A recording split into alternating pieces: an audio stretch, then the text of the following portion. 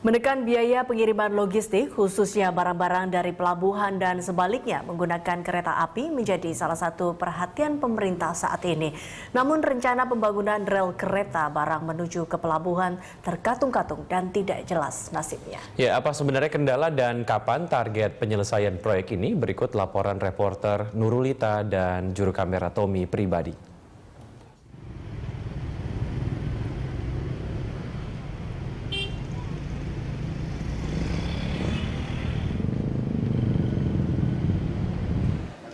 Tingginya arus ekspor-impor di Indonesia mau tidak mau berdampak pada tingginya biaya pengiriman logistik.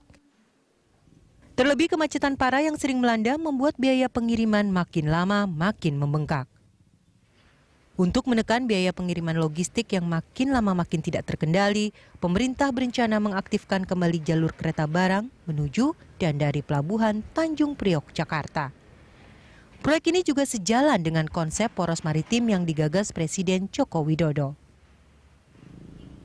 Jalur kereta yang dicanangkan pemerintah ini sebenarnya bukan jalur kereta baru.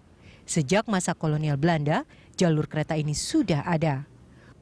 Fungsi jalur kereta ini untuk memudahkan pengangkutan barang yang akan atau baru saja menjalani proses bongkar muat di kapal. Namun pada tahun 1980, jalur kereta ini ditutup demi perluasan pelabuhan secara besar-besaran. Menurut Ditjen Perkeretaapian, dalam peta jaringan kereta api ada beberapa wilayah yang belum terselesaikan masalah pembebasan lahannya.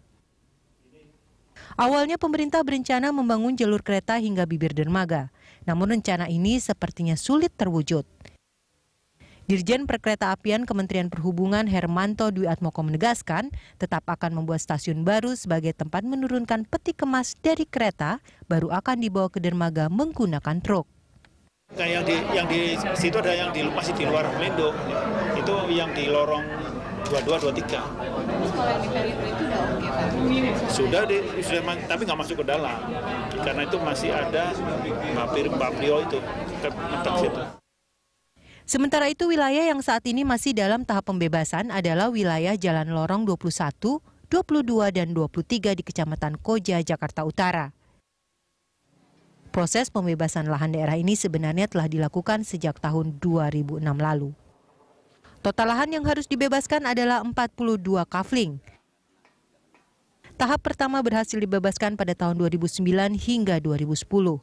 Berlanjut di tahun 2011 hingga 2012 dan tersisa pada tahun ini total 9 kafling. Untuk 9 kafling yang tersisa ini tinggal menunggu proses administrasi sebelum dilakukan pembayaran sesuai dengan harga yang telah disepakati. Semua dalam proses administrasi. Insya Allah sih kalau memang tidak ada halangan itu di akhir November untuk penyelesaiannya.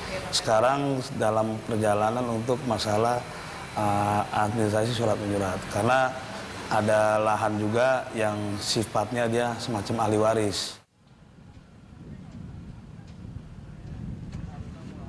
Sempat terjadi kesimpang siuran terkait pihak mana yang harus bertanggung jawab dalam membangun rel kereta ini.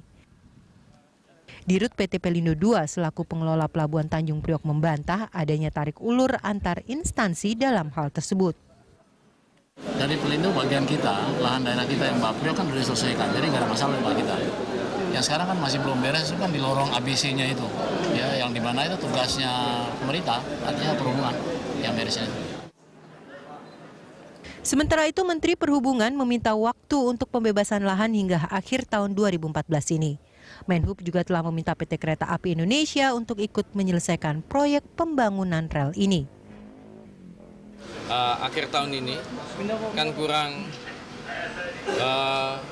55 hari ya. Kalau kami nggak bisa selesaikan, mungkin PT KAI yang akan menyelesaikan sih. Jadi Pak Dirutnya udah oke. Kalau nanti Kemenhub telat karena anggarannya nanti jadi mungkin hangus, ya nanti KAI yang akan teruskan.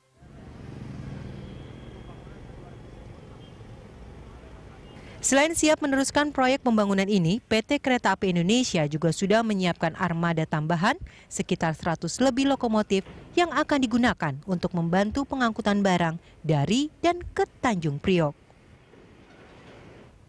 Sebelumnya dana yang dibutuhkan untuk pembangunan proyek ini sebesar 20 miliar rupiah. Namun adanya perubahan proposal diperkirakan akan membuat dana yang dibutuhkan akan membengkak.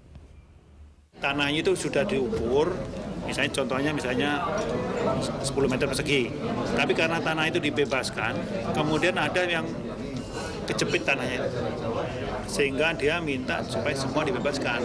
Tapi karena ini melebihi dari target semula, jadi kita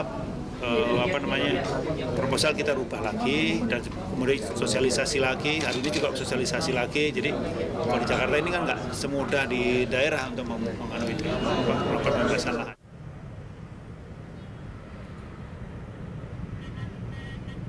Menurut hitung-hitungan pemerintah, penggunaan kereta api untuk pengiriman barang langsung ke pelabuhan ini dapat mengurangi beban jalan raya dan juga dapat mengurangi tingkat kemacetan yang terjadi di sekitar Pelabuhan Tanjung Priok.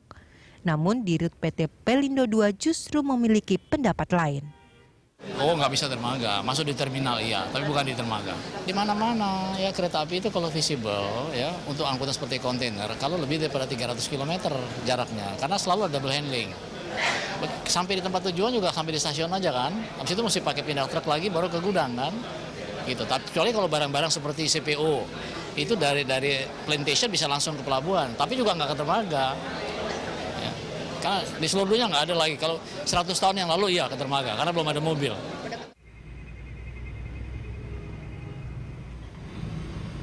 Pembangunan rel kereta dari dan menuju pelabuhan ini memang menjadi prioritas pemerintahan baru di bawah pimpinan Presiden Joko Widodo. Permasalahan lahan yang tak kunjung selesai diharapkan tidak menjadi halangan berarti bagi proyek yang ditargetkan selesai pada awal tahun 2015 mendatang ini.